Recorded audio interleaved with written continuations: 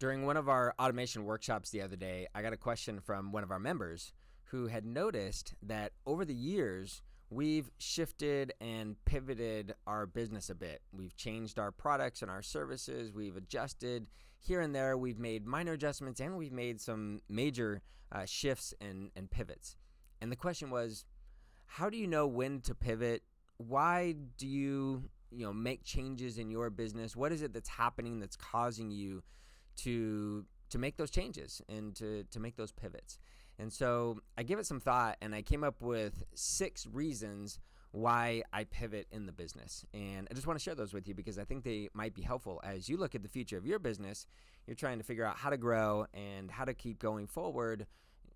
How do you know when it's time to make a change or when it's time to make a pivot in the business? So the first thing I came up with is scalability.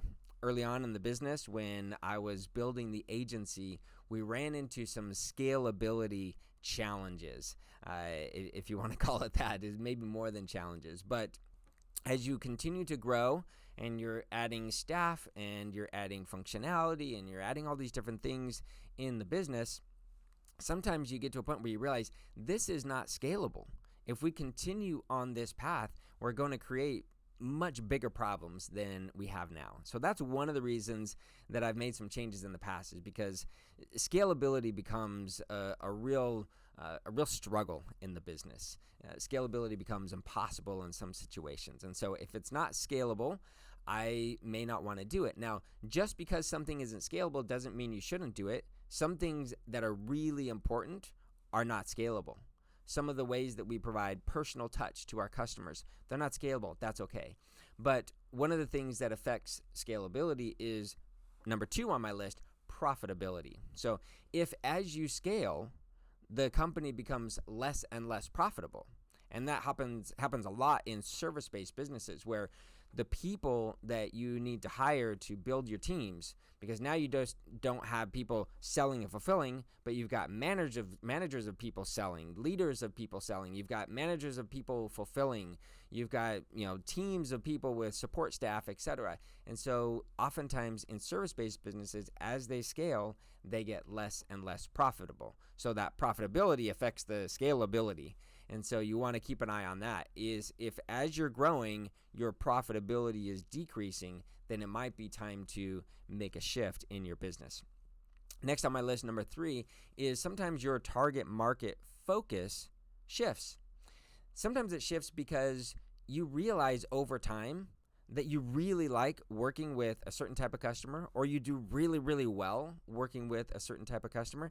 And there are other types of customers that maybe you struggle with. Maybe you can't deliver the same types of results, or maybe they, for some reason, can't get the value out of the service or product that you offer. And so you tend to end up shifting your focus to that customer who's a really, really good fit.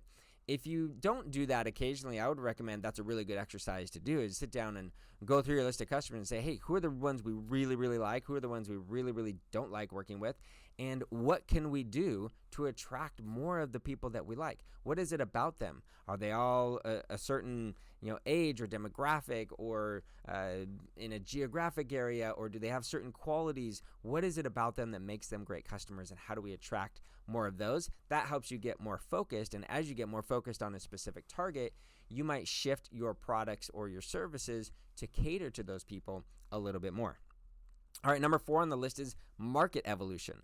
Sometimes the market just evolves, right? New technologies, new ideas, new strategies come about, and because of that market evolution, if you want to stay current, you need to shift. You need to pivot. You need to stay ahead of it, and that leads us to number 5, which is I pivot oftentimes to stay ahead of trends. I have seen in our industry certain trends starting to develop, and I know that I want to stay ahead of those, because if I don't, then I end up acting just like everybody else. And if our business is not distinguishable from everybody else's business, then how are we supposed to be a leader in the industry? How are we supposed to attract new customers, etc.?